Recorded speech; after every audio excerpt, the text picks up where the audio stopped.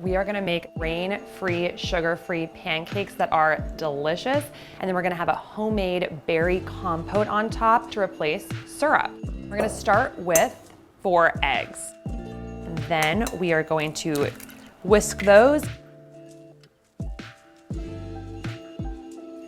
And last step, we need to add some coconut oil. Get that right in there.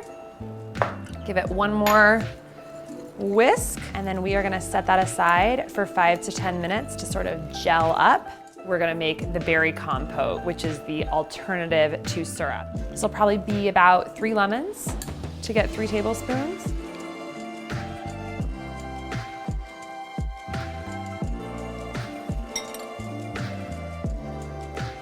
Put a couple teaspoons of coconut oil in there.